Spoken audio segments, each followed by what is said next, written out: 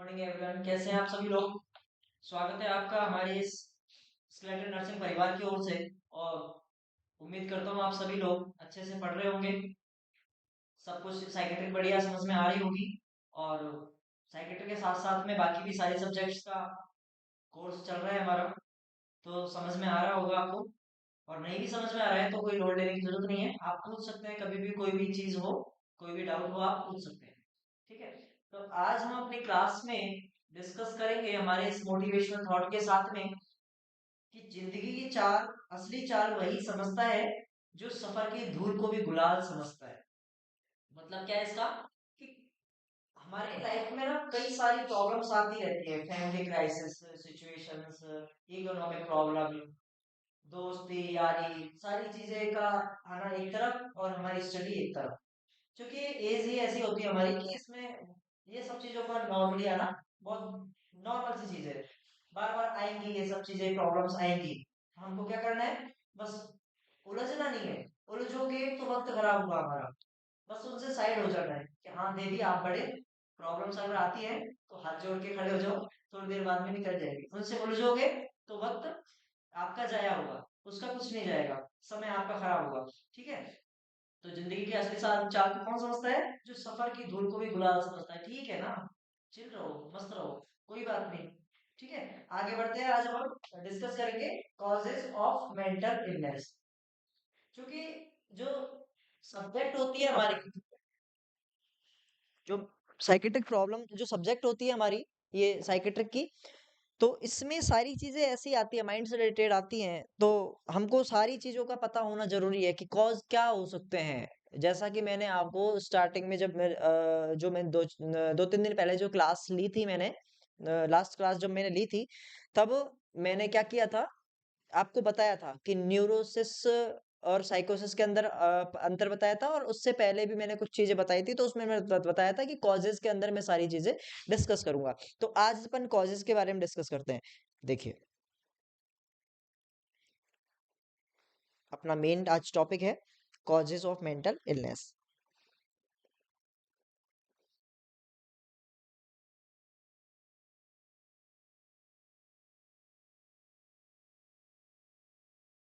देखो, हम सबसे पहले जो बात करते हैं ना कॉजेज की, कॉजेज के ऊपर अपन आते हैं, तो इसका कोई एग्जैक्टली कॉज नहीं होता। इसका कोई एग्जैक्टली कॉज नहीं होता। मेंटल प्रॉब्लम है, कोई भी कारण हो सकता है उसका। ठीक है। मेडिकल अगर कोई प्रॉब्लम होती है तो हो सकता है किसी को कोई प्रॉब्लम हो, किसी ने सर में मार दी हो, किसी को और कोई प्रॉब्लम हो सकती है, जीआईटी की प्रॉब्लम है, उसको पेट से रिलेटेड, माइक्रो ऑर्गेनिज्म से रिलेटेड हो सकता है, कोई इन्फेक्शन हो सकता है। बट जब हम बात करते हैं मेंटल डिसऑर्डर्स की, तो इसके अंदर कोई भी एग्जैक्ट कॉज इसका फिक्स नहीं होता। तो अपन की सबसे पहली लाइन, जो अपना प्राइमरी जो चीज होता है मेंटल इलनेस पढ़ने से पहले, तो उसका एग्जैक्टली कॉज जो अपन देखते हैं, तो मेंटली कॉजेज जो होते हैं इसके एग्जैक्टली अननोन होते हैं। क्या होते हैं? Exactly unknown. तो अपन इटियोलॉजी बोलते हैं कॉज को। तो एग्जैक्टली इटियोलॉजी इज अननोन। सबसे पहला जो पॉइंट है वो यही है इसका। ठीक है। सबसे अगर कोई पूछे आपसे कि मेंटल डिसऑर्डर का कारण क्या हो सकता है, तो कारण कई सारे हो सकते हैं। कोई भी एक फैक्टर आपको मेंटल इल साबित नहीं कर सकता। जो कि मेंटल जो इलनेस होती है उसके अंदर प्रॉब्लम्स ही ऐसी आती हैं जो हमारे आपके अंदर नॉर्मल चीजें पाई जा सकती है। लाइक जब मैंने आपको परसेप्शन बताया था, परसेप्शन नॉर्मली सबके अंदर थोड़ा बहुत एबनॉर्मल चलता है। लाइक मेरे को, मैं अंधेरे में चल रहा हूँ, मेरे दिमाग के अंदर कोई भी लोचा चल रहा है, तो और मेरे को कहीं कहीं से कोई आवाज आ गई, लाइक कोई लेडी चल के गई मेरे पीछे से, और वो मेरे को बाद में नहीं दिखी, तो मेरे को क्या लगेगा, पायलों की छम छम की आवाज आ रही है भाई। तो मेरे को अंदर डाउट होगा, ऑब्वियसली मेरे को गलत परसेप्शन हुआ। अब मैं तो क्या सोचूंगा कि कोई ना कोई गया है, भूत आ गया। लेकिन ऐसा होता नहीं है। ये सब चीजें जो है नॉर्मल है। लाइक मैं ओसीडी की बात करूं तो ये हेलुसिनेशन हो जाए, इल्यूजन हो जाए, ये सब चीजें नॉर्मल है ना। मैनरिज्म हो जाए, कोई भी कारण है, वैक्सी फ्लेक्सिबिलिटी, कई सारे अपन कारण हैं जो पढ़ेंगे अपन। ठीक है, डिरेलमेंट, नियोलॉगिज्म, ये बहुत सारी चीजें हैं, एनोडोनिया, बहुत सारी टर्म्स के बारे में अपन पढ़ेंगे। लाइक ओसीडी, मैं घर से बाहर निकल रहा हूँ, अपना ड्यूटी जा रहा हूँ, ठीक है, और मेरे को एक डाउट आया, मेरे माइंड के अंदर एक डाउट आया, एक ऑब्सेशन आया, थॉट्स आया कि मेरे मेरे को मैंने क्या नहीं किया, लॉक नहीं किया, अपना डोर लॉक नहीं किया। या फिर मेरे को एक थॉट आया, ऑब्सेशन आया कि मैंने खाना बनाने के बाद में गैस सिलेंडर, जो गैस चूल्हा है उसका स्विच बंद नहीं किया, उसको ऑफ नहीं किया। तो मेरे को ये चीज नॉर्मल है, आप सभी को भी होता होगा। उसमें क्या होता है कि ये प्रॉब्लम्स जो है वो डेली रूटीन की नॉर्मल प्रॉब्लम्स है, लेकिन अपन इस चीज को ऐसे नहीं बोल सकते कि ये जो एग्जैक्टली कॉज है उस प्रॉब्लम का। ठीक है, जब ग्रुप ऑफ साइन सिम्टम आते हैं और वो एक जैसे आते हैं, कंटिन्यू कुछ फेज तक रहते हैं, तब जाके आप उसको आप प्रॉब्लम का नाम दे सकते हो। और तब भी आप खुद नहीं दे सकते, वो काम किसका है, वो साइकेट्रिस्ट का काम है, वो साइकोलॉजिस्ट का काम होता है। ठीक है, अब बेसिकली एक अंतर होता है कि साइकोलॉजिस्ट क्या होता है, साइकेट्रिस्ट क्या होता है। साइकोलॉजिस्ट जो होता है ना, कि generally normal BA MA psychologist के अंदर जो अपना कोर्स कंप्लीट करते हैं, तो वो साइकोलॉजिस्ट कहलाते हैं। जबकि जो डॉक्टरेट की उपाधि जिनकी होती है, जो डॉक्टर होते हैं, जो मेंटल हेल्थ साइंस के अंदर क्या करते हैं, एमएचएन के अंदर क्या करते हैं, अपना मास्टर्स करते हैं, या मास्टर्स नहीं सॉरी, वो एमबीबीएस वगैरह करते हैं, तो उनको साइकेट्रिस्ट के नाम से जाना जाएगा। दोनों का फंक्शन जो होता है, वो दोनों का फंक्शन अलग अलग होता है। ठीक है, अपन ये नहीं कह सकते कि दोनों में से बड़ा कौन है और छोटा कौन है, ये चीज अपन नहीं डिसाइड कर सकते। क्यों? क्योंकि दोनों का फंक्शन जो होता है वो अलग होता है। दोनों का फंक्शन अपनी अपनी जगह पे अलग अलग होता है। एक का काम होता है डिजीज को डिक्लेयर करना और उसका इलाज करना मेडिकेशंस के थ्रू, ईसीटी के थ्रू। ठीक है, दूसरे का काम होता है काउंसलिंग देना। ठीक है, दोनों चीजें एक दूसरे के अंदर, जैसे मैंने न्यूरोसिस और साइकोसिस में आपको ये सब चीजें बताई थी। ये यहाँ तक आपका इंट्रोडक्शन बेसिकली खत्म होता है, और अपन आज बात करते हैं causes of mental illness. Causes of mental illness के अंदर अपन सबसे पहले बात करेंगे कि बेसिकली कारण क्या हो सकते हैं इलनेस के। तो बेसिकली अपन ने 4 कारण मैंने डिवाइड किए हैं। कौन कौन से कारण हो सकते हैं वो देखिए। फर्स्ट वन, अपन टेबल से पढ़ेंगे जैसे अपन यूजुअली पढ़ते हैं। सबसे पहले अपन करते हैं प्राइमरी कॉजेस। सब पहले अपन डिवाइड कर लेते हैं कॉजेस को, first, second, third and fourth. सबको शायद दिख जाएगा, थोड़ा सा आगे करता हूँ, एक मिनट। फर्स्ट, ये अपन सेकंड लिखते हैं, यहाँ थर्ड लिखते हैं, और इधर लिख देते हैं अपन फोर्थ। आई थिंक अब आ जाएगा इसमें। ये थोड़ा ज्यादा छोटा हो गया, बड़ा हो गया है, कोई ना। ठीक है, इसमें अपन नाम लिखते हैं। सबसे फर्स्ट वन है प्राइमरी कॉजेस। सेकेंडरी कॉजेस है pre disposing.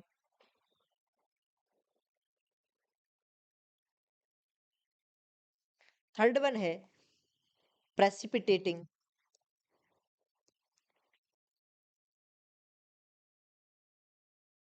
And fourth one है परपेचुएटिंग।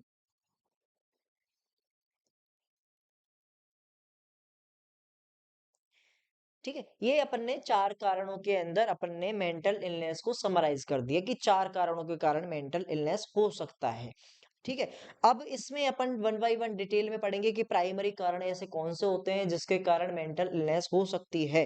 तो प्राइमरी कारण कौन से होते हैं जो प्राइमरी फैक्टर के रूप में काम आते हैं, मतलब कि जो कॉज हुआ और कॉज होने के जस्ट बाद में क्या हो गया, मेंटल प्रॉब्लम क्रिएट हो गया, तो वो प्राइमरी कॉजेज के अंदर आते हैं। लाइक मैं अगर बात करूं कि अगर मदर है कोई, और मदर को कोई साइकोटिक प्रॉब्लम है, या तो वो क्या क्या कर रही है, कंज्यूम कर रही है कोई ऐसी साइकोटिक मेडिकेशंस वगैरह कंज्यूम कर रही है, या फिर कुछ उसने खा लिया पी लिया अपने प्रेगनेंसी टाइम पे, कुछ खा लिया पी लिया, तो उसके कारण क्या हो सकता है, बच्चे की मेंटल हेल्थ के ऊपर कोई प्रभाव पड़ गया, तो वो जेनेटिकली फैक्टर हो सकता है किसका, मेंटल इलनेस का। तो वो डायरेक्टली कॉज करेगा क्या, मेंटल इलनेस। तो वो प्राइमरी कॉज हो गया। दूसरा मैं अगर एग्जांपल दूं, लाइक कोई आरटी है, रोड ट्रैफिक एक्सीडेंट है, उसके अंदर कोई व्यक्ति जा रहा है, अपना ड्यूटी जा रहा है, और ड्यूटी जाते जाते उसकी बाइक जो है वो स्लिप हो जाती है और उसके माइंड के अंदर कोई चोट लग जाती है, उसके ब्रेन के केमिकल हिल जाते हैं, ठीक है, उसका केमिकल लोचा हो जाता है कोई, तो वो कारण बन सकता है उसके मेंटल इलनेस के अंदर। तो वो सारे दोनों जो जो दोनों कारण हो गए मेनली, वो क्या करेंगे, प्राइमरी इम्पैक्ट करेंगे, सबसे पहले इम्पैक्ट करेंगे। लाइक प्रॉब्लम हुई और उसने इम्पैक्ट कर दिया, तो वो प्राइमरी कॉजेज हो गया। दूसरे के बारे में अपन बातें, पहले इसको लिख लेते हैं, दूसरे के बारे में अपन बाद में बात करें, पहले इसको अपन लिख लेते हैं। इसमें क्या होता है, it is condition associated with, लिखते जाइएगा, इट इज द कंडीशन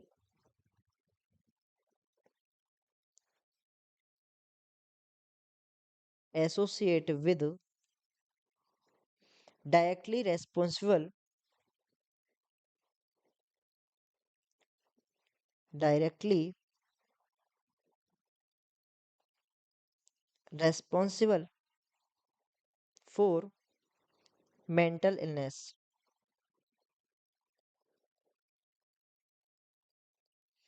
मतलब कि कोई भी कारण है और वो डायरेक्टली रेस्पॉन्सिबल हो जाता है किसके लिए, मेंटल इलनेस के लिए, तो वो क्या हो गया, प्राइमरी कॉज हो गया। इसके अंदर एग्जाम्पल कौन सा आ सकता है, इसमें एग्जाम्पल आ सकता है हमारा, जो मैंने अभी दो एग्जाम्पल बताए, पहला है बताया मैंने क्या, genetically, genetic factor,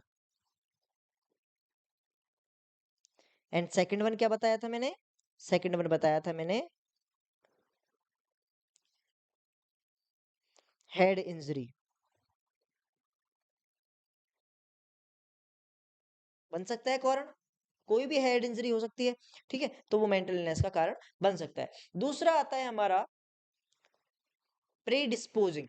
pre disposing का मतलब क्या होता है, प्री डिस्पोज हो जाए, जो पहले से ही डिस्पोज हो जाए, जिसका अपन को पहले से ही पता हो कि कोई ना कोई लोचा चल रहा है, उसकी जो बचपन की लाइफ है उसमें कोई ना कोई उसको प्रॉब्लम हुई है ऐसी, और वो लास्ट में लेटर इन एज के अंदर जाके वो प्रॉब्लम क्रिएट कर दे, तो वो कंडीशन क्या कहलाती है, प्री डिस्पोजिंग फैक्टर ऑफ, कारण बन सकता है वो, ठीक है, प्रीडिस्पोजिंग फैक्टर का वो कारण बन सकता है। लाइक इसके अंदर ये क्या होते हैं, प्रीडिस्पोजिंग फैक्टर जो होते हैं वो ससेप्टेबल होते हैं। ससेप्टेबल मतलब कि हम कह सकते हैं कि वो शक है हमको उस चीज के ऊपर, कि अगर ऐसा हुआ बचपन के अंदर, उसके अर्ली एज के अंदर अगर ऐसा हुआ, तो वो कारण बन सकता है किसका, मेंटल इलनेस का कारण बन सकता है, ठीक है। तो इसमें क्या होता है, ये ससेप्टेबल होते हैं, ससेप्टेबल होते हैं। The condition onset which make individual susceptible, मतलब क्या है, कंडीशन ऑनसेट हुई, onset which is make, which is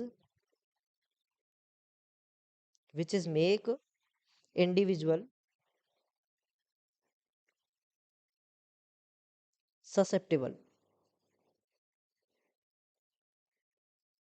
which is make individual susceptible, जिसने क्या किया, व्यक्ति को ससेप्टेबल की कंडीशन में डाला, ठीक है, और ससेप्टेबल फॉर मेंटल इलनेस, किसके लिए, मेंटल इलनेस के लिए क्या हो गया, वो ससेप्टेबल हो गया, किसके कारण, कोई भी कंडीशन ऐसी हुई है। तो लाइक इसमें क्या कारण हो सकता है, इसमें कारण हो सकता है, एग्जांपल अपन मैं बताऊं एग्जांपल, तो rejection of child by parent in early age, rejection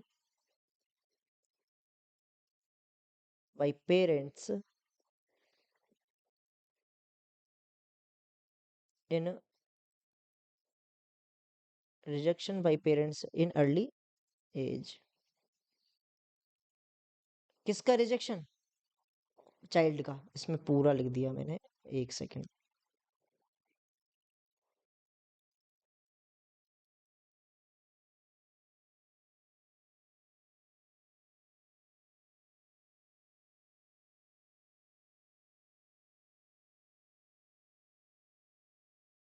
ठीक है, चाइल्ड का रिजेक्शन कर दिया अर्ली एज के अंदर, तो वो दूसरा वो कारण क्या हो सकता है? अब उसके बच्चे के अंदर वो पहले ही वो सारी चीजें डेवलप हो गई, है ना? वो सारी चीजें पहले उसको प्यार मिला ही नहीं कभी, उसको हमेशा वो फ्रस्ट्रेट ही रहा, वो जिंदगी भर से उसने संघर्ष देखा है। तो एक एज आती है जब उसका कोपिंग मैकेनिज्म जो होता है, एक सहन करने की जो क्षमता होती है, वो कंट्रोल से बाहर हो जाता है। तब वो जाके क्या कर सकता है? उसको दिमाग पे तो प्रेशर पड़ेगा, हर इंसान की सहने की क्षमता होती है। हर इंसान का एक कैपेसिटी होता है कि मेरे को इस लेवल तक मैं सहन कर सकता हूँ, ठीक है? लेकिन अगर वो सीवियरिटी ज्यादा बढ़ जाए, वो स्ट्रेस लेवल ज्यादा बढ़ जाए, वो डिप्रेशन लेवल ज्यादा बढ़ जाए, वो प्रॉब्लम्स ज्यादा बढ़ जाए, वो रुकने का थमने का नाम नहीं लो, एक कंडीशन स्टॉप हो उससे पहले दूसरी कंडीशन स्टार्ट हो जाए, लाइक उसने कभी माँ बाप का प्यार नहीं देखा, उसने कभी अपनी अर्ली एज के अंदर कोई ऐसी चीज नहीं देखी, सुख नहीं पाया, और वो लास्ट तक सफर कर रहा है व्यक्ति, तो लास्ट में क्या होगा? वो कंडीशन तो क्रिएट होगी, जनरेट होगी, तो उस वो कारण क्या बन सकता है? वो उसका कारण बन सकता है प्रीडिस्पोजिंग फैक्टर्स, लाइक अगर कोई अर्ली एज के अंदर कोई कंडीशन आती है तो वो ससेप्टेबल हो जाता है, उसको उसका शक होता है कि वो कंडीशन जनरेट कर सकता है, कोई कंडीशन वो है उसको हो सकती है। नेक्स्ट देखिए, प्रेसिपिटेटिंग। प्रेसिपिटेटिंग का मतलब होता है एक तरह से जमा हुआ है, कोई चीज है वो जमा हुई है, और प्रेसिपिटेटिंग को कह सकते हैं अपन कोई चीज ट्रिगर हो गई है। ट्रिगर मतलब कि आपने कोई चीज को स्टिमुलेट कर दिया है, और स्टिमुलेट लाइक पहले से कोई कंडीशन उसके मन में थी, लेकिन वो सप्रेस रूप में थी, लेकिन अगर आपने उसको ट्रिगर कर दिया, लाइक बंदूक के अंदर गोली होती है, लेकिन जब तक आप ट्रिगर दबाओगे नहीं वो बंदूक की गोली बाहर निकलेगी नहीं, तो वैसे ही प्रेसिपिटेट है, प्रेसिपिटेट के रूप में वो जमा है कोई चीज, लेकिन अगर लेटर एज के अंदर कोई ऐसी सिचुएशन जनरेट हो गई, कोई क्रिएट ऐसी कोई कंडीशन जनरेट हो गई, तो उसके कारण क्या हो सकता है? वो मेंटल इलनेस का कारण बन सकता है। कैसे? कि बंदूक के अंदर गोली तो ऑलरेडी थी, उसके अंदर चांसेस तो थे, लेकिन वो सप्रेस रूप में थे, लेकिन अब क्या किया आपने? अब उस चीज को ट्रिगर कर दिया, लाइक कोई गम भरा कोई आदमी है, और वो उसको लास्ट उसका वो बढ़िया उसकी जिंदगी चल रही है, और कोई बीच में ऐसी कोई सडनली कोई कंडीशन ऐसी आ जाती है जिसमें वो उसकी जो कंडीशन है वो उसको कोई ट्रिगर कर देता है, उसको कोई स्टिमुलेट कर देता है, तो वो कंडीशन जो उसके पुराने जो गम है ना वो उभर के बाहर आ जाएंगे, और वो कंडीशन क्रिएट कर सकती है मेंटल इलनेस को। तो प्रेसिपिटेटिंग फैक्टर के अंदर क्या आएगा? The condition onset give trigger. Condition onset give trigger, trigger देगी, and trigger on the person, and person cannot trigger, and the person cannot tolerate। मैंने बताया ना अभी, टॉलरेट करने की क्षमता, हर किसी की एक लिमिटेशन होती है, तो वो टॉलरेट नहीं कर पाएगा, कैन नॉट टॉलरेट। और क्या कर सकता है वो? Any tolerate resulting disorder. इसके रिजल्ट में क्या हो सकता है? डिसऑर्डर हो सकता है, रिजल्टिंग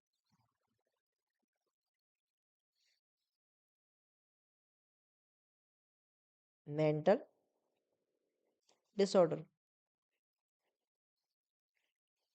ठीक है जी, मेंटल डिसऑर्डर उसको हो सकता है। लाइक इसमें अगर मैं एग्जांपल की बात करूं, तो एग्जांपल मैं दूंगा इसमें कि कोई रिजेक्शन है, किसका? टॉलरेट नहीं कर पाया। इसके अंदर क्या है कि जैसे कि कोई डेथ हुई है उसकी, किसकी? बचपन में उसके मम्मी पापा उसको छोड़ के चले गए, किसी बच्चे के मम्मी पापा उसको छोड़ के चले गए, और वो लास्ट एज लेटर एज के अंदर वो कंडीशन उसको जनरेट करने का कारण बन सकती है, death will occur, cause triggering कर देगा। ठीक है, तो इसमें मैं लिख सकता हूं, तो एनी डेथ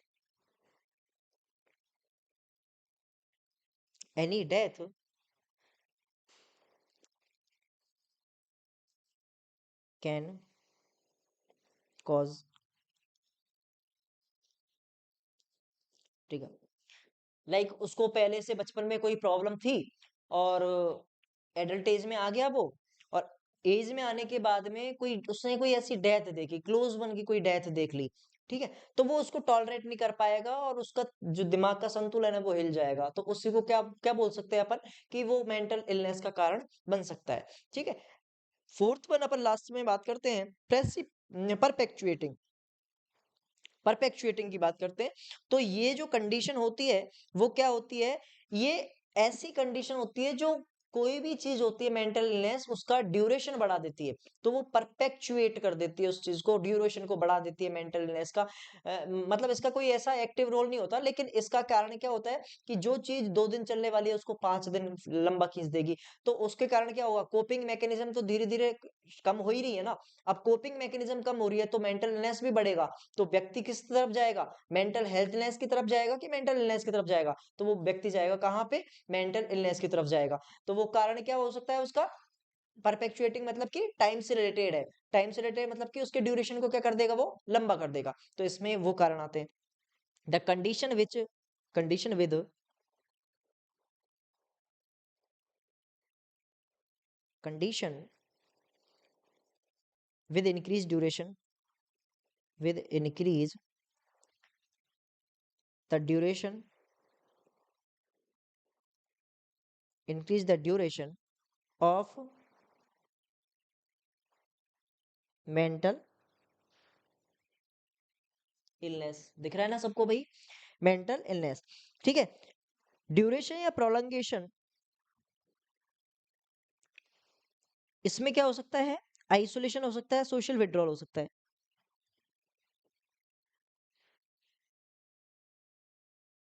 एग्जाम्पल है इसके, आइसोलेशन या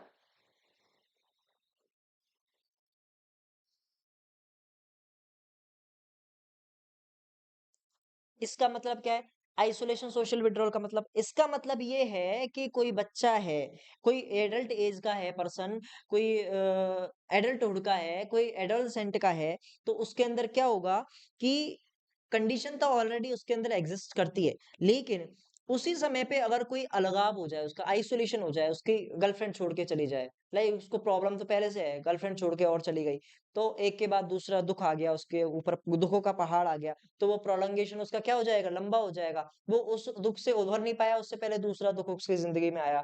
तो मतलब ऐसी कंडीशंस के अंदर व्यक्ति को क्या चाहिए होता है, सपोर्ट की जरूरत होती है, नीड की जरूरत होती है, उसको किसी के पर्सन के साथ की जरूरत होती है, लेकिन वो हुआ क्या उसके साथ में, अपोजिट चीज हो गई, अपोजिट चीज हो गई, उसका सोशल आइसोलेशन कर दिया, उसकी लाइक जॉब चला गया किसी व्यक्ति का, और जॉब चले जाने के बाद में उसको फैमिली के अंदर भी उसको जगह नहीं मिली, फैमिली वालों ने भी उसको घर से बाहर निकाल दिया, तो उसका प्रोलंगेशन हो जाएगा, एक तो जॉब का क्राइसिस जो है, उसके अलावा उसका फैमिली क्राइसिस स्टार्ट हो गया, तो उसका जो कंडीशन है वो उसको क्या कर दिया, उसने प्रोलॉन्ग कर दिया, अब प्रोलॉन्ग कर दिया तो उसका कंडीशन को, जो मेंटल इलनेस को क्या हो गया, बढ़ोतरी मिलेगी, तो वो का एक कारण बन सकता है, ये हो गया। इसके बाद में हमारे ये 4 कारण खत्म होते हैं। अब 4 कारण को एक बार रिवाइज कर लो। देखो, प्राइमरी कारण जो डायरेक्टली ऑनसेट होगा और तुरंत डिजीज का कर देगा। एक मात्र ऐसा कारण जो तुरंत असर दिखा देगा। इसके बाद प्रीडिस्पोजिंग। प्रीडिस्पोजिंग का मतलब क्या होता है, condition onset which is make direct susceptible, जो ससेप्टेबल बनाती है, मतलब कि शक के संदेह की दृष्टि में रखती है।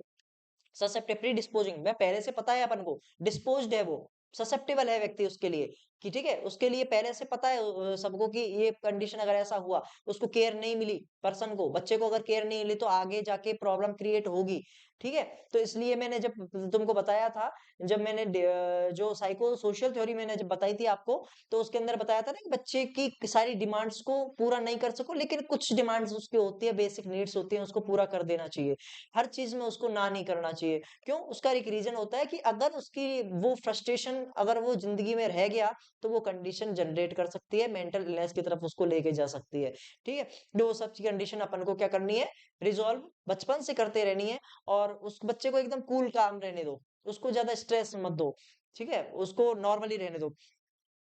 प्रेसिपिटेटिंग फैक्टर्स क्या होते हैं, जिसकी टॉलरेंस पावर जो होती है वो कम हो जाती है, टॉलरेशन की जो पावर है वो कम हो जाएगी, क्यों हो जाएगी, कंडीशन ऑनसेट ट्रिगर, कंडीशन कोई भी कंडीशन पहले से प्रेजेंट है लेकिन वो ट्रिगर कर दी है, ये वो टॉलरेट के पावर। इसके बाद में परपेचुएटिंग जो फैक्टर है उसमें टाइम से रिलेटेड चीजें आएंगी। इसके बाद में नेक्स्ट जो चीजें आती हैं हमारी, दो मेन कारण आते हैं, तो उसके अंदर और दूसरे 3 कैटेगरीज के अंदर अपन बांटते हैं प्रॉब्लम्स को, कौन कौन सी कैटेगरीज के अंदर, कि कौन कौन से कारण बन सकते हैं। बेसिकली कारण हो सकते हैं हमारे biological causes are classified into 3 categories. Causes are classified into.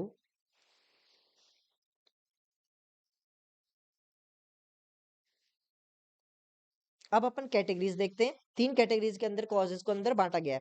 अब कौन कौन सी कैटेगरीज है? फर्स्ट वन कैटेगरी है हमारी बायोलॉजिकल।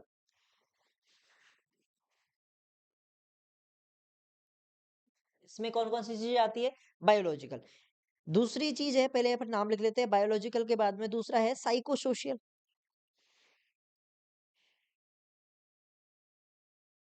ये तो अपन ने टाइम के हिसाब से बता दिए, ठीक है। अब ये अपन बताएंगे कि ये कारण भी हो सकते हैं। इसकी 3 मेंटल इलनेस होने के कारणों की भी 3 कैटेगरी होती हैं कि किन किन कारणों से हो सकते हैं। बायोलॉजिकल कारण हो सकते हैं, साइको सोशल कारण हो सकते हैं, और तीसरे नंबर के कारण हो सकते हैं हमारे सोशियो कल्चरल कारण। सोशियो कल्चरल 3 कारण हो सकते हैं। अब देखिए, इसमें अपन बात करेंगे, पहले यहाँ नाम लिख लेते हैं, उसके बाद में अपन एक एक के बारे में डिस्कस करेंगे। सबसे पहले अपन बायोलॉजिकल कारण के ध्यान देते हैं, तो इसमें आता है हमारा जीसीपीपी। जीसीपीपी मतलब क्या है इसका? मतलब ये है कि जी से जेनेटिक, जी से हो गया हमारा जेनेटिक कोज। बायोलॉजिकल के अंदर ए बी सी डी के डाल दो।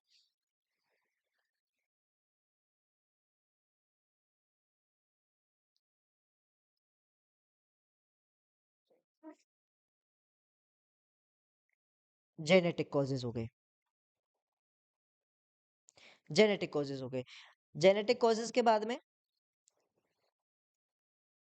चलो जेनेटिक कॉज से अपन कंटिन्यू करते चलते हैं। जेनेटिक कॉजेज का मतलब जैसे मैंने आपको पहले बताया था, कोई कंडीशन ऐसी हो गई है जो उसके क्रोमोसोम्स के अंदर उसको दिक्कत आ गई है कोई बच्चे के। इन दिस इंक्लूड, इसके अंदर क्या होता है कि क्रोमोसोम्स की कोई प्रॉब्लम आ जाती है, एब्नॉर्मलिटी जो हो जाती है। कोई इन्फेक्शन के कारण हो सकता है, या इंट्रायूट्राइन इन्फेक्शन हो गया, कोई टेरिटोजेनिक ड्रग्स ले गई मदर, तो उन सब के कारण, उन सब चीजों के कारण क्या हो सकता है, मदर को क्रोमोसोमल डिफॉर्मिटी आ सकती है, बेबी को वो इन्फेक्ट कर सकता है और वो मेंटल इलनेस का कारण बन सकता है। तो जेनेटिक कॉजेस ऐसे एक बच्चे को अफेक्ट करते हैं। दूसरा नंबर का जो कारण है वो हमारा आता है,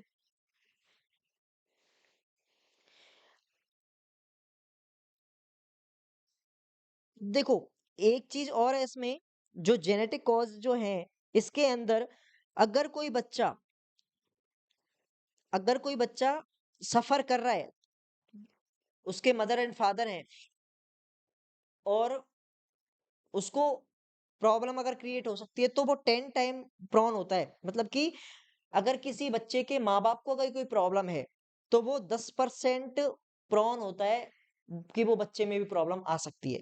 जबकि अगर कोई ट्विन है, तो वो 40%, अगर किसी ट्विन को अगर जेनेटिक डिसऑर्डर है, तो वो अब दूसरे वाले बेबी को भी वो क्या कर सकता है, अफेक्ट कर सकता है। उसके 40% चांसेस होते हैं। तो ये चीज भी अपन को याद रखनी है जेनेटिक कॉजेज के अंदर, ठीक है। इसके बाद में हमारा कॉन्स्टिट्यूशनल कारण आता है। दूसरा कारण क्या है? कॉन्स्टिट्यूशनल। कॉन्स्टिट्यूशनल कारण। कॉन्स्टिट्यूशनल का मतलब क्या होता है? शरीर की बनावट कैसे अफेक्ट कर सकती है एक बेबी को। हालांकि ये सब चीजें जो हैं वो पहले के मेंटल इलनेस के कारणों के अंदर ऐड करी जाती थी। अब इन चीजों को ये याद नहीं, अब केवल एक बायोकेमिकल थ्योरी है जिसको यूज किया जाता है। बाकी जो बायोलॉजिकल चीजें हैं वो सब चीजें ज्यादा यूज नहीं आती है, ठीक है। कॉन्स्टिट्यूशनल जो शरीर की बनावट है, जैसे कि मैंने आपको बताया था, क्या बताया था, जब मैंने आपको बताया, क्या अभी पर्सनालिटी थोड़ी पढ़ाया मैंने? पर्सनालिटी पढ़ाया क्या मैंने? नहीं पढ़ाया शायद, कि पढ़ा दिया? चलो, नहीं भी पढ़ाया तो आ जाएगा। पिकनिक पर्सनालिटी जैसे मैंने बताया था कि पिकनिक पर्सनालिटी के अंदर क्या होता है, बेबी टॉल एंड फैट होता है, ठीक है। पिकनिक पर्सनालिटी में, सॉरी, बेबी जो राउंड फैट होता है, चिकनी चुपड़ी बातें करने वाले लोग होते हैं। ऐसे मैंने एस्थेनिक पर्सनालिटी के अंदर बताया था कि शिजोफ्रेनिया के ज्यादा मोर प्रोन होते हैं। तो कॉन्स्टिट्यूशन मतलब कि शरीर की बनावट जो होती है वो डिपेंड करती है कि इस व्यक्ति के अंदर कि ऐसी इसकी शरीर की बनावट है, तो उसमें लेटर इन एज में या फिर इस एज में कौन सी प्रॉब्लम होने के चांसेस है। कोई व्यक्ति कोई कोई व्यक्ति है जो ज्यादा सोशल है किसी चीज के लिए, वो दोस्तों में मिलना ज्यादा पसंद करता है, अपनी बातें हैं जो शेयर कर लेता है, इजीली दोस्त बना लेता है, ठीक है। अब वो शर्माता नहीं है, तो उसके अंदर मेनिया होने के चांसेस ज्यादा होते हैं।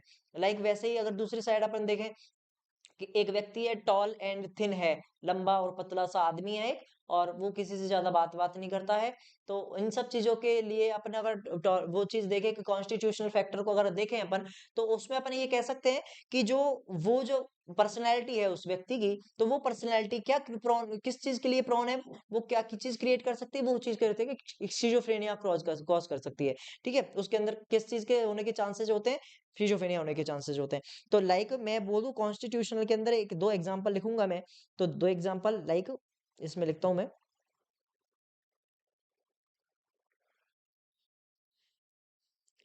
पिकनिक पर्सनैलिटी, और दूसरा आता है मैंने एस्थेनिक।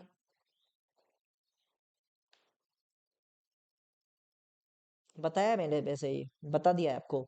ठीक है, पिकनिक के अंदर क्या होने के चांसेस होते हैं, मेनिया होने के चांसेस होते हैं, जबकि एस्थेनिक के अंदर स्किज़ोफ्रेनिया होने के चांसेस होते हैं।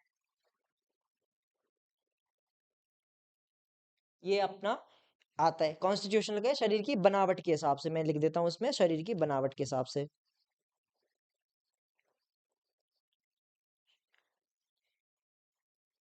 ठीक है, ये आप अच्छे से लिख लेना। इसके बाद में तीसरा जो फैक्टर आता है हमारा, वो आता है हमारा फिजिकल हैंडीकैप।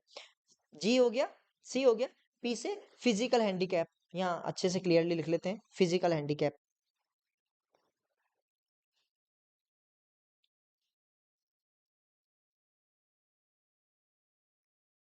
देखो, जैसे कि मैंने आपको पहले बताया है कि फिजिकल हैंडीकैप कैसे, अब कोई व्यक्ति है शरीर से विकलांग है, शरीर से कैसा है, विकलांग है, शरीर से लाइक उसको कोई प्रॉब्लम हो रखी है, बाई बर्थ उसको कोई डिफेक्ट है, तो वो हैंडीकैप्ड है। हैंडीकैप्ड है तो ऐसे ऐसे लोगों के अंदर क्या होता है, अपना उनका सेल्फ एस्टीम जो होता है वो लो होता है। सेल्फ एस्टीम कैसा रहता है उनका, लो रहता है। सेल्फ एस्टीम लो रहने के कारण क्या होता है कि उनके अंदर जो कोपिंग स्किल्स जो होती हैं, कोपिंग स्किल्स जो होती हैं वो कम होती हैं।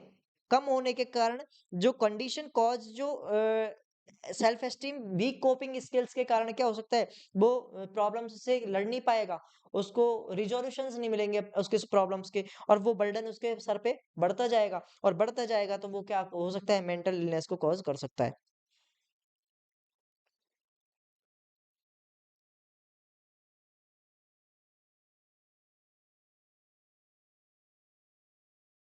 Mental illness. ठीक है जी। इसके बाद में ये थर्ड वन हो गया किसके अंदर, बायोलॉजिकल के अंदर। अब फोर्थ वन की अगर हम बात करें, फोर्थ वन की बात करें, फिजिकल हैंडीकैप हो गया, फिजिकल डिप्राइवेशन।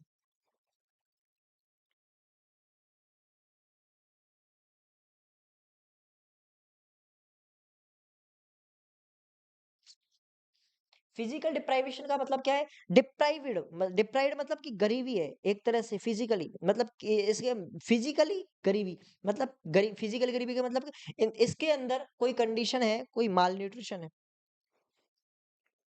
शरीर से गरीब आदमी है, माल न्यूट्रिशन ही होगा और क्या होगा।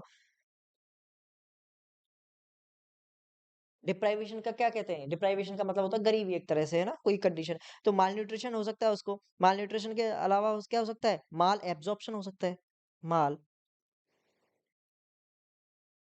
एब्जॉर्प्शन हो सकता है, फिजिकली कमजोर व्यक्ति है। ठीक है, या फिर दूसरा हो सकता है मेंटल, ये सब कंडीशन जो होती है वो क्या कर सकती हैं उस व्यक्ति को,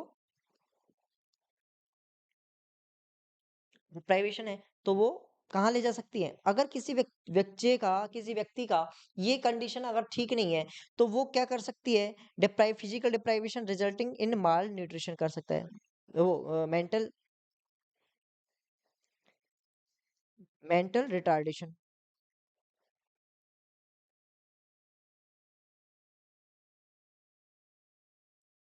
ठीक है जी, ये मेंटल रिटार्डेशन हो जाता है। इसके बाद में जो नेक्स्ट वन है वो मेंटल डिप्राइवेशन, ये हो गया फिजिकल डिप्राइवेशन हो गया। इसके बाद में नेक्स्ट है होता है हमारा साइको सोशल फैक्टर्स। ये चार फैक्टर हो गए, कौन कौन से फैक्टर हो गए, फिजिकली जीसीपीपी हो गए, जीसी जेनेटिकली, बायोलॉजिकल के अंदर अपन ने चार चीजों के बारे में डिस्कस किया था, कौन कौन सा, बायोलॉजिकल के अंदर बायो लॉजिकल। इसके अंदर चार चीजों के बारे में डिस्कस किया था, कौन कौन सा? सबसे पहला आता है अपना जेनेटिकल। पहला कौन सा आता है? Genetical factor. जेनेटिकल के फैक्टर के बाद में दूसरा क्या बताया था? कॉन्स्टिट्यूशनल, शरीर की बनावट के हिसाब से, कैसी जिसकी शरीर की बनावट है उसको उस हिसाब का मेंटल डिसऑर्डर हो सकता है। जैसे पी से physical deprived, physical deprived condition हो सकती है, मतलब कि कोई बॉडी से अगर कोई कमजोर व्यक्ति है को उसके अंदर कोई कंडीशन हो सकती है, जैसे पी और पी फिजिकली। इसके बाद में दूसरा कौन सा हो सकता है? एक और बताया था ना, फिजिकली हैंडीकैप। फिजिकली हैंडीकैप मतलब कि शरीर से कोई विकलांगता है तो उसकी कोपिंग स्किल्स कम होंगी, कोपिंग स्किल्स कम होंगे, उसके कारण कोई मेंटल इलनेस का क्रिएशन हो सकता है, जनरेशन हो सकता है। तो वो चार कारण जेनेटिकली उसके उस व्यक्ति के अंदर प्रेजेंट हो सकते हैं। ये सारे चारों जो फैक्टर हैं वो जेनेटिकली क्या होंगे? रेस्पॉन्सिबल होंगे किसी चीज के लिए। 1 सेकंड, 1 मिनट।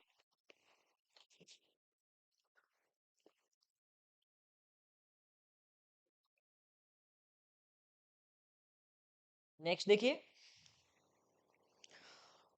हमारा नेक्स्ट आता है साइको सोशियल। दूसरा कारण कौन सा बताया मैंने? Psycho social.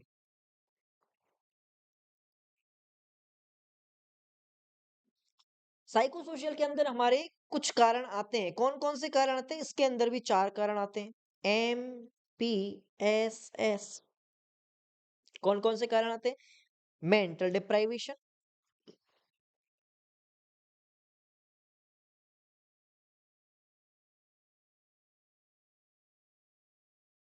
मेंटल डिप्राइवेशन है, ठीक है। इसके बाद में दूसरा क्या हो सकता है? Pathogenic family pattern.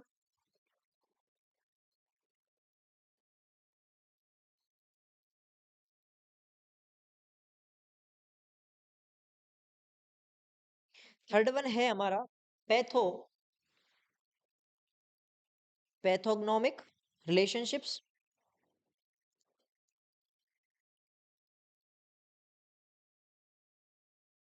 पैथोलॉजिकल लिख लेते हैं, पैथोलॉजिकल IPR।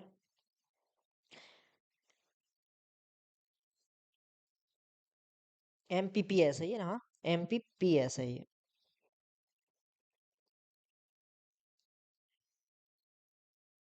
इसके बाद में आता है लास्ट वन है स्ट्रेस। अब देखो एक एक के बारे में। मेंटल डिप्राइवेशन, मेंटल डिप्राइवेशन क्या होगा? मेंटल डिप्राइवेशन का मतलब क्या है कि लो आईक्यू। मेंटल डिप्राइवेशन का मतलब लो आईक्यू। अब वो कैसे हो सकता है? कि कंडीशन जैसे कि मदर, कोई बच्चा है और बच्चे की जो मदर है उसको सपोर्टिव केयर नहीं दे रही है, ठीक है, उसको सपोर्टिव केयर नहीं दे रही है, लाइक उसको किसिंग की जरूरत है, उसको अटैचमेंट की जरूरत है, उसको हगिंग की जरूरत है, तो वो सब चीजें उसको नहीं मिल रही है बेबी को। तो वो मेंटली डिप्राइव्ड हो जाएगा बेबी, उसको प्रॉपर केयर नहीं मिलेगी तो वो मेंटली डिप्राइव्ड हो जाएगा, ठीक है। इसमें साइको सोशल के अंदर, क्योंकि ये कंडीशन जो होती है ना वो दो चीजों से मिलकर बनी होती है, साइको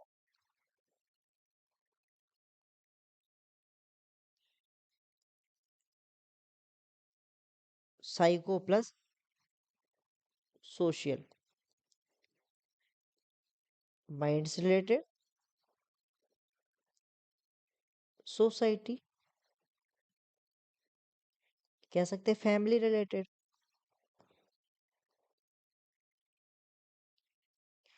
सोसाइटी फैमिली रिलेटेड। अब अगर इफ इसमें मैं बोल सकता हूं first one mental deprivation.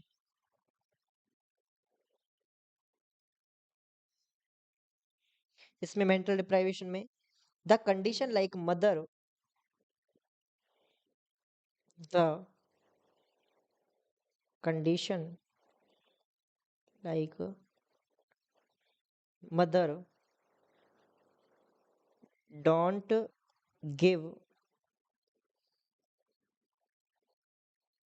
Proper care to child, care to child like caring, caring like kissing etc. The mental deprivation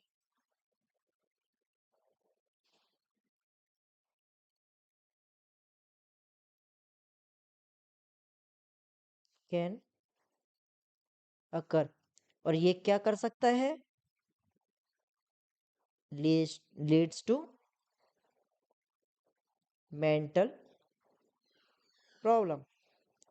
ठीक है जी, ये कंडीशन क्या कर सकती है, मेंटल प्रॉब्लम को क्रिएट कर सकती है। नेक्स्ट जो कारण हो सकता है इसका, वो कारण हो सकता है, दूसरा कारण कौन सा बताया,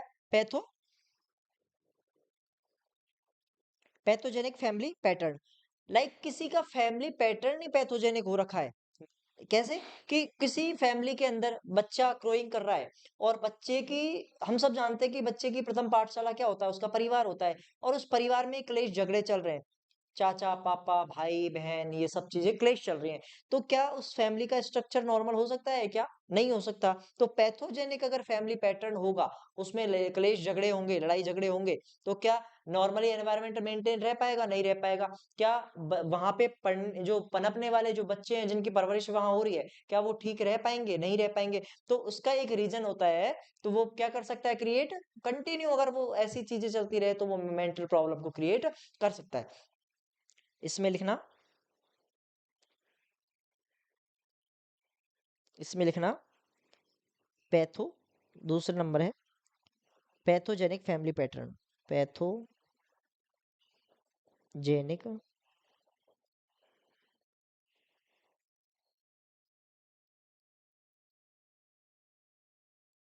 पैथोजेनिक फैमिली पैटर्न स्ट्रिक्टेड। इसमें दूसरा कारण ये भी हो सकता है, या तो स्ट्रिक्ट फैमिली है, स्ट्रिक्टेड या रेस्ट्रिक्टेड,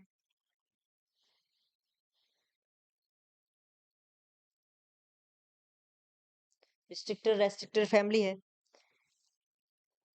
ठीक है, तो वो पेरेंट चाइल्ड रेस्ट्रिक्टेड फैमिली हो गया। इसके कैन, या फिर पेरेंट चाइल्ड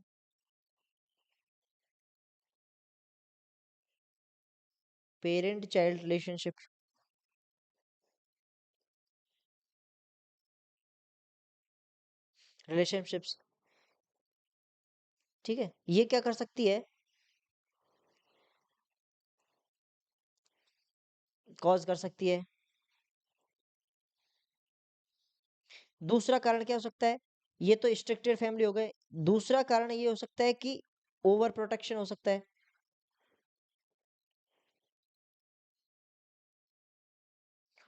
ओवर प्रोटेक्शन से क्या समझे, मतलब कि कोई भी बेबी है, कोई भी बच्चा है, उसको अपना सेल्फ डिसीजन नहीं लेने देते बच्चे को।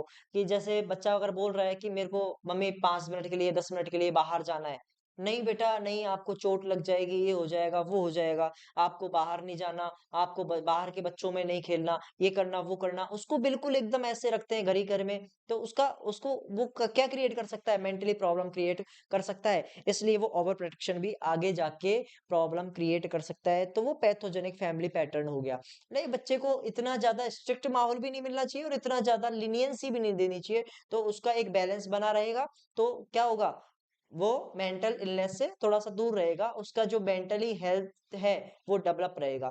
ठीक है, और आज की मेन समस्या जो यही है, वो जो फिजिकल इलनेस है उसके बराबरी में, मतलब मेंटल इलनेस भी ज्यादा देखने को हमारे यहाँ मिल रही है। एंजाइटी डिप्रेशन वगैरह के जैसे जो सारे केसेस हैं, उनका कारण क्या होता है, बेबी जो बच्चा है वो नॉर्मली रहता है किस कैसे पैटर्न के अंदर, बहुत ओवर प्रोटेक्टिव फैमिली एनवायरनमेंट के अंदर रहता है। और जब वो बाहर हॉस्टल हॉस्टल निकलता है, वो स्ट्रेस को सहन कर नहीं पाता, और स्ट्रेस को सहन नहीं कर पाता, वो सुसाइड और एंजाइटी ऐसी चीजें वो क्या करता है, अटेम्प्ट करने की कोशिश करता है। तो उसके सब चीजों के कारण क्या होते हैं, अगर कोई बच्चा है, अब देखा होगा गाँव के जो सरकारी स्कूल में पढ़े हुए बच्चे होते हैं, उनको कैसा भी स्ट्रेस दे दो, उनको फर्क ही नहीं पड़ता।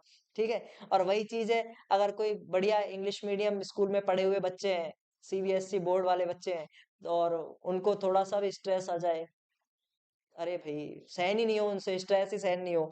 ठीक है, तो वो ओवर प्रोटेक्शन का और ओवर रेस्ट्रिक्टेड फैमिलीज का इतना इफेक्ट पड़ता है। ठीक है, नेक्स्ट देखो, पैथोजेनिक आईपीआर,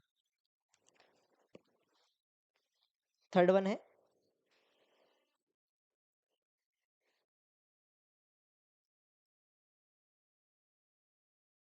इसमें किसकी आईपीआर देखेंगे, इसमें तो पेरेंट और चाइल्ड की देखी थी अपन ने, इसमें अपन देखते हैं पेरेंट पेरेंट की जो आईपीआर है वो।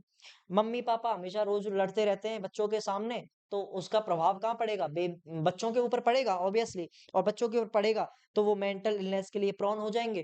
तो इसमें क्या कह सकते हैं अपन? इसमें ले सकते हैं कि when the husband wife not having when the husband wife not having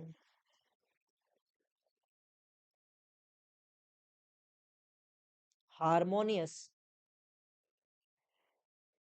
not having harmonious relationship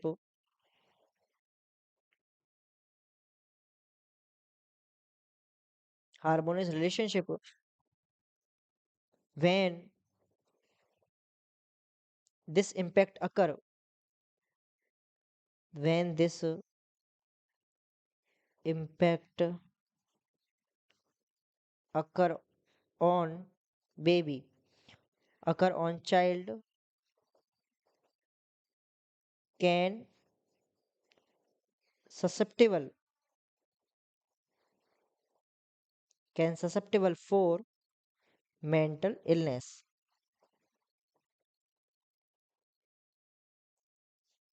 इसमें क्या होता है? इसमें अगर हस्बैंड वाइफ का रिलेशनशिप है वो अच्छा नहीं है, अगर बच्चे के माँ बाप का बिहेव ही एक दूसरे के साथ में हार्मोनियस नहीं है, हार्मोनियस का मतलब एक अच्छा प्यार भरा संबंध होना चाहिए उनका। अगर उनको कुछ कोई डिस्प्यूट्स भी हो गए हैं तो बच्चों के सामने वो डिस्प्यूट्स उन ओपन में नहीं होने चाहिए। ठीक है, उसका प्रभाव क्या पड़ता है? अगर समझदार है तो वो ठीक है, लेकिन अगर इमेच्योर बेबीज हैं, अगर इमेच्योर बच्चे हैं, ठीक है, तो उसका एक गलत इम्पैक्ट पड़ता है लेटर एज के अंदर। वो भी वैसा ही बिहेव शो करने की कोशिश करते हैं। हो सकता है नहीं तो कि उनका जो मेंटली डेवलपमेंट है वो डिस्टर्ब हो जाए कि दिन मेरे तो घर में दिन भर क्लेश चलता रहता है। तो वो क्या करेगा? वो अगर थोड़ा बहुत भी अगर समझदार है, उसके अंदर मैच्योरिटी लेवल कम है, तो वो गलत चीजों की ओर बढ़ेगा, दोस्त गलत संगत में जाएगा कि मेरी फैमिली का एनवायरनमेंट तो ठीक है नहीं है, वो बाहर जाके प्यार ढूंढेगा, क्योंकि हार्मोनी वहां पे ठीक है नहीं है बिहेव। और वहां अगर उनकी लड़ाई हो रही है तो वो तुमको भी प्यार दे नहीं पाएंगे। ठीक है, उनका अटेंशन दूर होगा उनसे, और अटेंशन दूर होगा तो वो प्रॉब्लम क्रिएट कर सकता है, तो वो बाहर जाके सपोर्ट ढूंढने की कोशिश करता है, या सब्सटेंस एब्यूज वगैरह के केसेस में चला जाता है, तो वो सारी चीजें भी मैटर करती हैं। तो नेक्स्ट देखो, स्ट्रेस। फोर्थ वन है स्ट्रेस। स्ट्रेस क्या होता है? एक stressor can cause stress disturbance in physical. अब कोई स्ट्रेसर आ गया,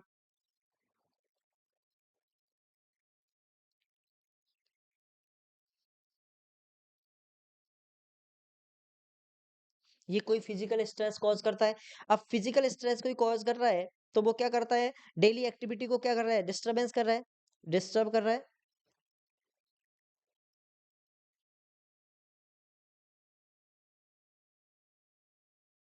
डेली एक्टिविटी को डिस्टर्ब कर रहा है, तो वो क्या क्या कर सकता है? मेंटल इलनेस को मे बी कॉज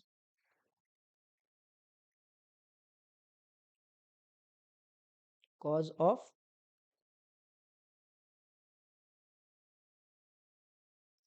लाइक इसमें एग्जाम्पल अपन ले सकते हैं कोई भी एग्जाम्पल, जॉब लॉस। ठीक है, दूसरा दूसरा कारण क्या हो सकता है? Exam failure.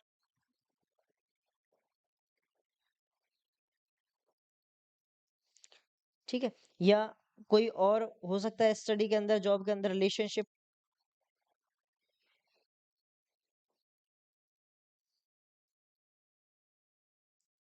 डिस्टरबेंस। तो ये सारे सारे जो कारण हो सकते हैं वो क्या कॉज कर सकते हैं? मेंटल इलनेस को क्रिएट कर सकते हैं। अगर ये कारण अगर डेली लाइफ के अंदर आएंगे तो वो क्या कॉज कर सकते हैं? वो मेंटल इलनेस को कॉज कर सकते हैं। इसके बाद में हमारा नेक्स्ट जो कॉज आता है वो आता है हमारा क्या? Socio cultural. क्या आता है हमारा? Socio cultural. थर्ड वन है सोशियो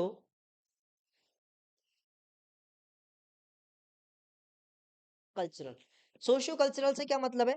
सोसाइटी और कल्चर।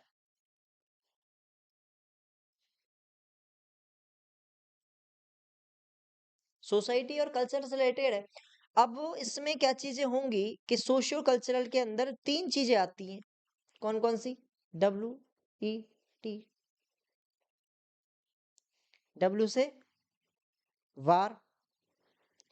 वार मतलब कोई लड़ाई झगड़े वगैरह ये सब चीजें। ए से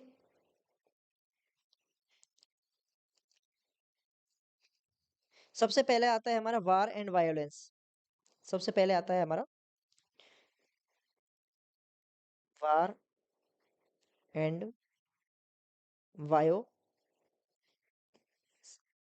अगर वायोलेंस चल रहा है, हर जगह वायोलेंस है, तो वो सोशल सोसाइटी के अंदर क्या कर सकता है? कोई लड़ाई झगड़े चल रहे हैं, वायोलेंस चल रहा है, तो वो सब चीजें क्या कर सकते हैं? क्रिएट सोशियो कल्चरल चीजें जो हैं वो मेंटल इलनेस को कॉज कर सकती हैं। ठीक है। फाइट ऑफ, जैसे कि दो दोस्त मिल गए, दो दोस्त लड़ रहे हैं, दो फैमिलीज लड़ रही हैं, ठीक है, वायोलेंस हो गया, सर में किसी ने मार दी, तो वो सब चीजें क्या हो सकती है? वायोलेंस भी एक mental can cause mental illness. इसमें लिख सकते हो आप फाइट टू फ्रेंड्स, या कह सकते हो आप कंट्री, देशों का भी तो युद्ध होता है ना, तो उसमें तो सारी कम्युनिटी अफेक्ट होगी फिर। फाइट, कंट्री फाइट हो सकता है, नेक्स्ट हो सकता है फैमिलीज का फाइट हो सकता है।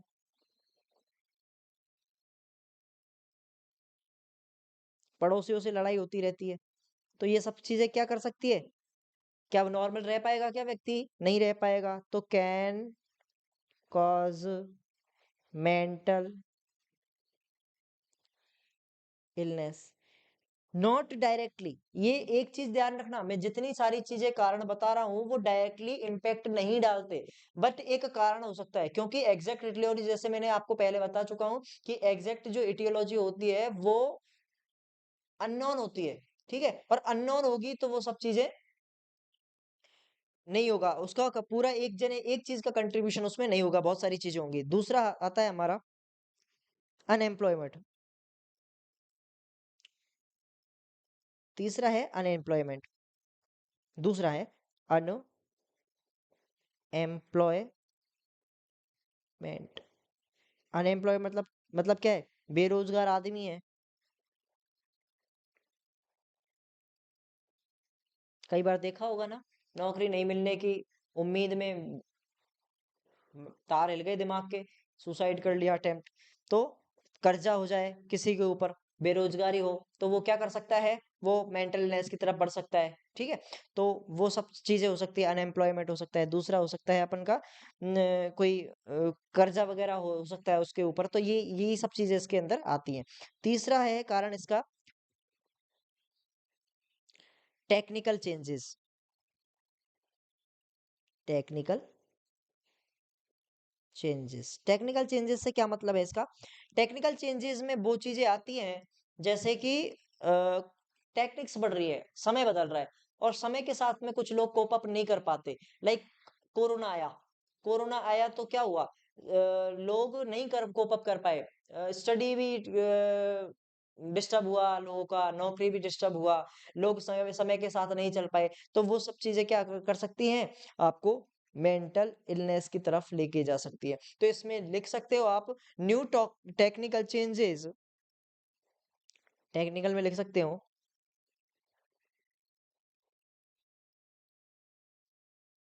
New technical changes occur and cause occur and cause frustration, frustration leads to mental illness। ठीक है, इसके बाद में एक लास्ट चीज और समराइज करना चाहता हूं आपके सामने। न्यूरोट्रांसमीटर्स जो होते हैं, ये बायोकेमिकल चीज है, बायो केमिकल फैक्टर्स हो सकते हैं। बायोकेमिकल न्यूरोट्रांसमीटर क्या हो, एक बायोकेमिकल फैक्टर ही तो है। तो एक केमिकल फैक्टर होता है, तो वो क्या कर सकता है, मेंटल इलनेस को कॉज कर सकता है, लाइक स्किजोफ्रेनिया है।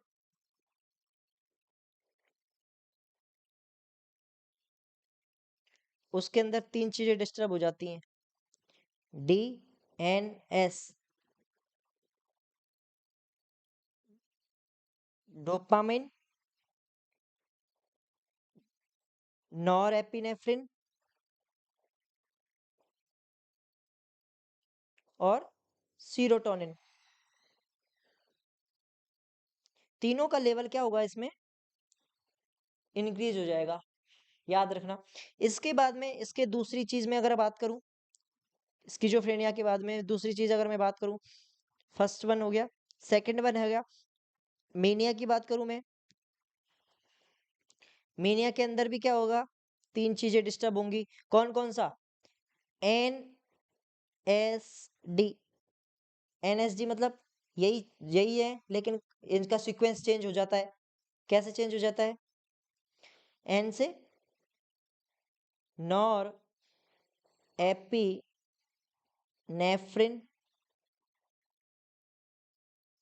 Serotonin and dopamine. तीनों का लेवल इसमें भी क्या होगा, बढ़ जाएगा।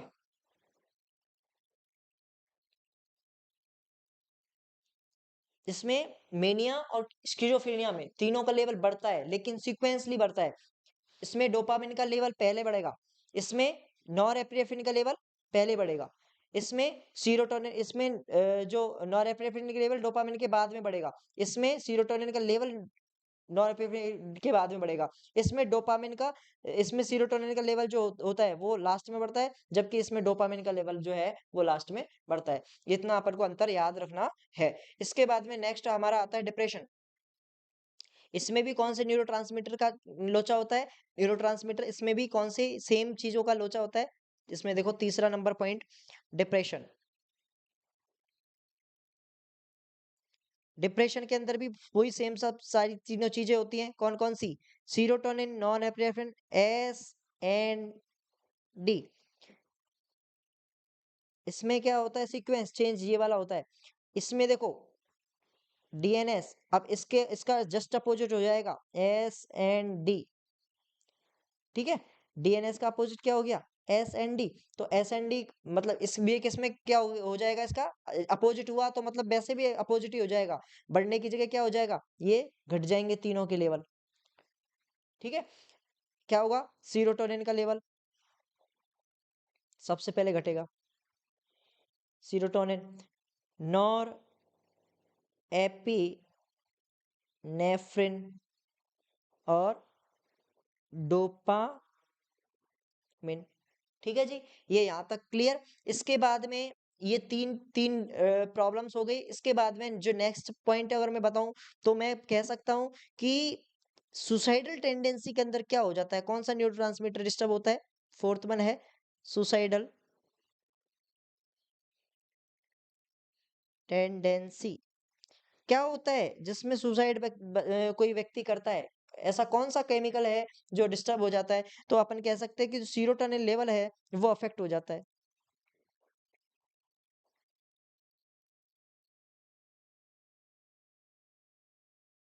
सीरोटोनिन लेवल क्या हो जाता है, अफेक्ट हो जाता है। इसके बाद में नेक्स्ट वन है हमारा OCD। OCD के अंदर, ऑब्सेसिव कंपल्सिव डिसऑर्डर के अंदर क्या हो जाता है, सीरोटोनिन लेवल जो होता है वो डिक्रीज हो जाता है।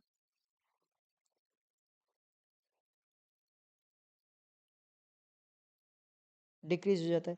इसके बाद में नेक्स्ट है हमारा, OCD के बाद में नेक्स्ट वन आता है हमारा एल्जाइमर्स।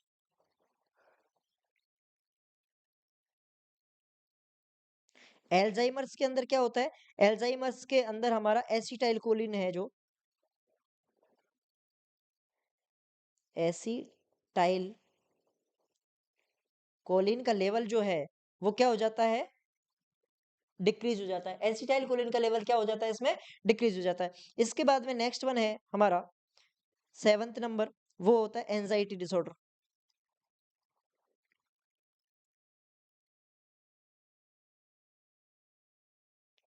एंजाइटी के अंदर क्या होता है हमारा, गावा, इसका लेवल क्या होगा, वो डिक्रीज हो जाएगा। तो अपन ने देखा कि ज्यादातर लेवल क्या होते हैं, डिक्रीज ही होते हैं। केमिकल्स के ज्यादातर लेवल क्या होते हैं, डिक्रीज होते हैं। बढ़ेंगे किसमें, मेनिया के अंदर और स्किज़ोफ्रेनिया के अंदर क्या हो जाता है, बढ़ जाता है। बाकी सब में मोस्टली मोस्टली डिक्रीज ही होता हुआ अपन ने देखा है। गावा की फुल फॉर्म पूछ लेता है कई बार, गावा की फुल फॉर्म क्या होता है, तो गामा अमाइनो ब्यूटाइरिक एसिड। ठीक है, तो यहां तक की अपनी जो कहानी है वो कंप्लीट होती है। सारे कॉजेज बता दिए हैं। जिस किसी को समझ में नहीं आया हो, क्लास को एक की जगह 2 बार देख ले, बहुत इजीली समझ में आ जाएगा। यहाँ अपनी क्लास कॉजेज की खत्म होती है। और पढ़ते रहें, बढ़ते रहें। कोई चीज समझ में नहीं आए तो पूछ लें। और बहुत बहुत धन्यवाद बने रहने के लिए, क्लास देखने के लिए। और थैंक यू सो मच।